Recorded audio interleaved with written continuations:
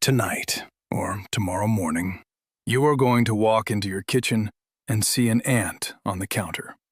One ant, walking its crooked little walk along the edge of the sink.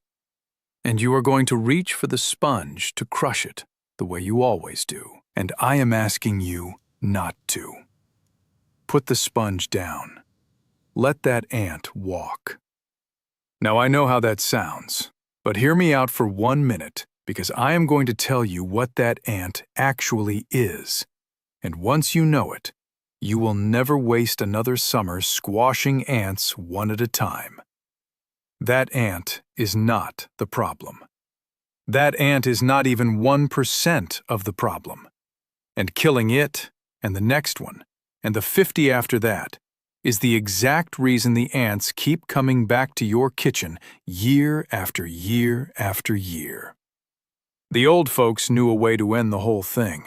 The ants you see and the thousands you never will, with about 30 cents of something that is probably in your laundry room right now. Not a spray, not a smell.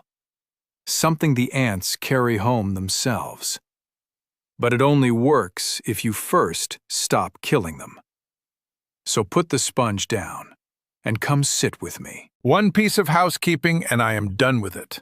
The free paper of 15 $1 fixes from this channel is linked below this video. If you want it, it is there. That is all. Here is the plain fact that changes everything, and near everybody has it backward. The ants you see in your kitchen are the workers, the foragers, the ones sent out to look for food, and they are about 1% of the colony, 1 in 100. The other 99, the workers at home, the young, and the queen who lays every egg that will ever trouble you, they are all hidden away in the nest, in the wall, under the slab, out under the walk, somewhere you will never see and cannot reach. So when you crush the ants on the counter, you are killing the 1%, and the queen, who never leaves home, simply makes more. You can kill ants on that counter every day of July, and you will still have ants in August, because you are mowing the grass and calling it pulled up by the roots. My mother understood this, and I will tell you how I know. When I was a boy, the first warm week of spring, an ant would show up on her clean kitchen floor, and my sisters would move to step on it, and she would say, "Let it be."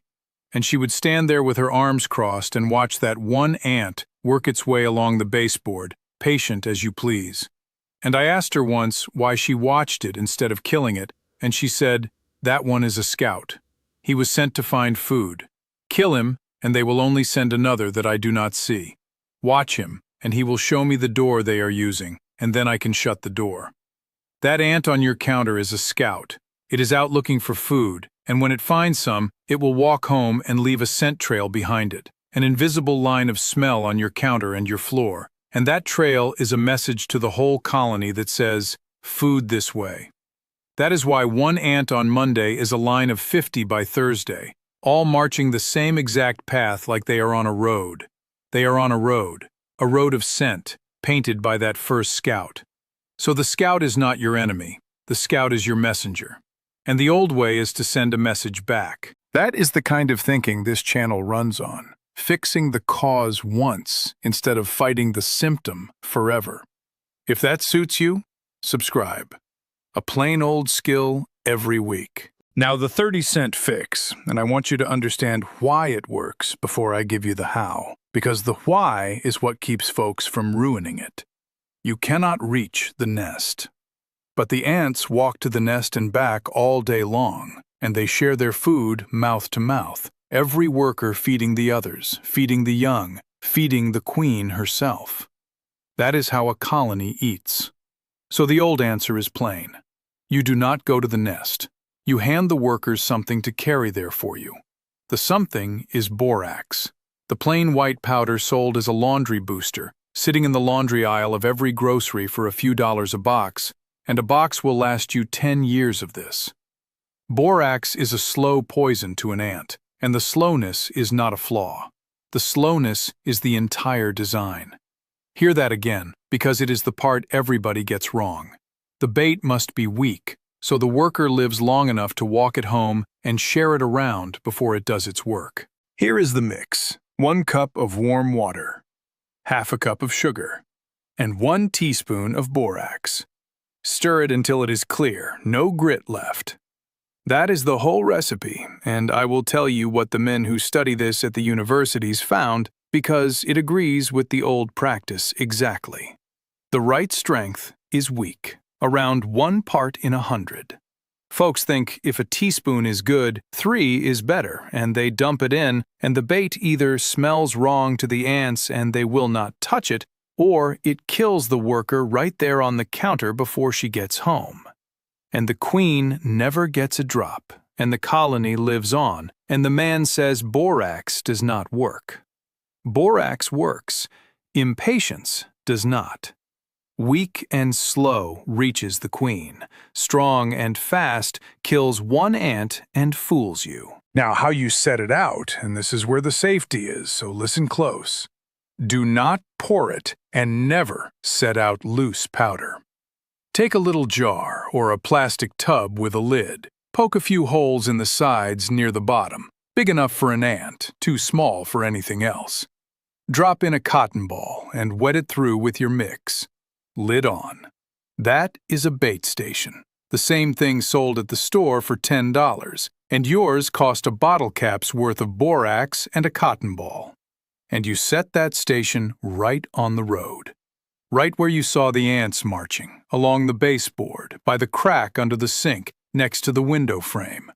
Not where you wish the ants were, where they are. They are following a scent line, and if your station sits a foot off the line, they will walk right past it all day. Keep it away from where children play and pets nose around. That is what the lid and the little holes are for. And keep it off the counters where food is made. Borax is mild as poisons go.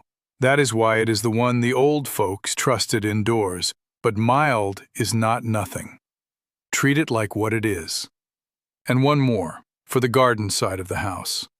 Borax kills plants as sure as it kills ants, so outdoors, keep the mix in its container and never pour it on the ground near anything you want growing. Now, here is the part I have to prepare you for, because this is where most folks lose their nerve and quit. For the first 2 or 3 days, you are going to see more ants. Not fewer, more. A crowd of them, lined up at your little station, drinking. And every bone in your body is going to want to kill them all right there. Do not. That crowd is the plan working. Every one of those ants is filling up and walking your slow medicine home, sharing it with the workers, the young, the queen. You are watching the colony carry its own ending through the front door, 1 drop at a time. Kill them at the station, wipe their trail, spray anything anywhere near it, and you have cut the supply line and saved the nest. So for those days, you do the hardest chore on this channel. Nothing. Let them march. And then, somewhere between day 3 and day 5, the line thins. And inside a week or 2 for the ordinary house, and I have seen it take 3 for a big old colony, the line stops. Not because you killed the ants you saw, because there is no colony left to send them. Now, once the marching has stopped, you finish the job the way my mother finished it. Remember what she was watching for. The door. Follow where that trail came from. There is a crack there, under the window, along the pipe under the sink, where the baseboard meets the floor, somewhere. Ants do not come through walls. They come through gaps. And the gap that fed this colony will happily serve the next one that finds it. So you take a tube of caulk, $3 or $4 at the hardware store, and you seal it. The crack they used, and while you were down there, the ones nearby they have not found yet. Around the pipes, along the sill, the gap under the door sweep. 10 minutes of work. And then look at what drew them in the first place. Because a scout only reports what it finds. Sugar and crumbs are the summer call. So the honey jar wiped down, the crumbs swept the same day, the sweet trash taken out. But water calls them too, and folks miss that one. A slow drip under the sink, the wet ring under the pet bowl, In a dry August, that drip is a well in the desert, and ants will cross your whole kitchen for it. Fix the drip. Dry the bowl at night.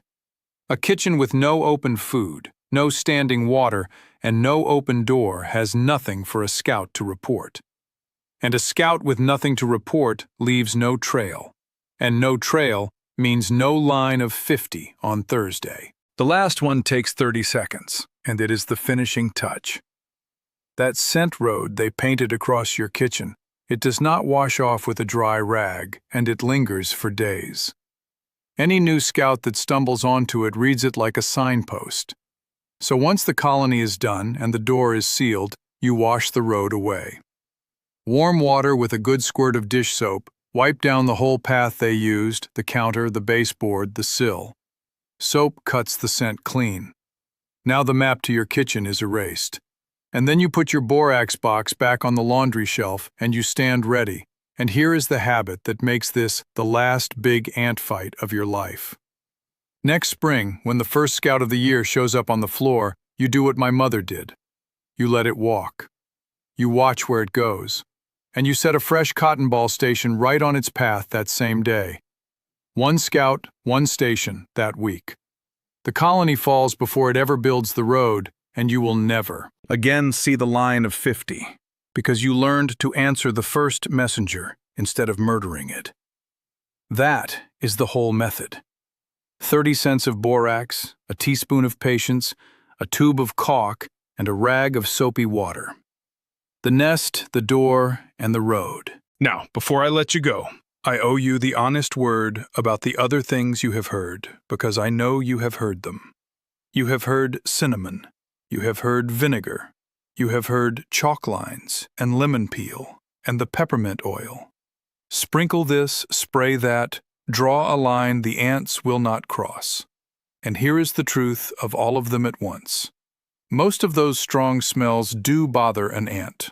A line of cinnamon or a wash of vinegar scrambles the scent road for a day or two, and the ants detour around it, and it looks like victory. But smell fades. The line gets breached in a week, or the ants simply walk around the end of it and paint a new road. And the colony, the queen, the 99 in the wall, they are not touched. Not one of them died.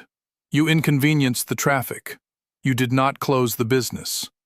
That is why the cinnamon folks are back sprinkling every week all summer, feeling busy, fixing nothing. And the spray can from the store is the same story dressed up in a stronger suit. It kills the ants it touches, the 1%, dead on the spot, very satisfying. And it is a repellent besides, so the survivors scatter and avoid the whole area. Which means, if you spray anywhere near a bait, you have chased the workers away from the one thing that was actually reaching the queen. The spray fights the bait. Use the slow way or the fast way, but know that the fast way is the one that never ends. And one safety word on the oils, the peppermint and tea tree and such, for those of you with animals. Those strong oils are hard on pets, and on cats they are genuinely dangerous. A cat's body cannot clear them. Natural does not mean safe for the creature that walks your floors and licks its own feet. Keep the strong oils off the floors of a house with animals in it. The borax stays shut inside its little station. The oils go everywhere a paw goes. Think on that. The honest summary is short. Smells move ants around. Sprays kill the 1% and guard the nest from your own bait. Only the slow bait reaches the queen. And if you have set good bait patiently for 3 or 4 weeks and the line still comes, or the ants ignore sugar entirely, some colonies run on grease and want a peanut butter bait instead, 1 part borax to 3 of peanut butter. And if even that fails, you may have one of the stubborn kinds, and there is no shame in calling a professional for those. The old way handles the ordinary case, which is most cases. It does not handle every case, and I will not pretend otherwise. I will leave you with the principle, because it is bigger than ants. The part of a problem you can see is almost never the part that matters. The ant on the counter, the weed in the path, the patch on the wall. They are the 1%. the messengers of something out of sight.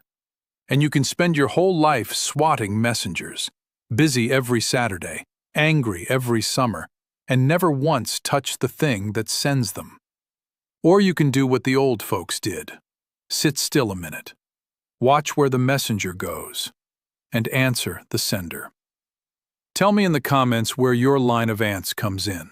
The window, the sink, the back door, and how many summers you have been fighting the same little road. I read every one. If this way of looking at things suits you, subscribe, and there is a new old skill here every week. God keep you, friend. We will talk again.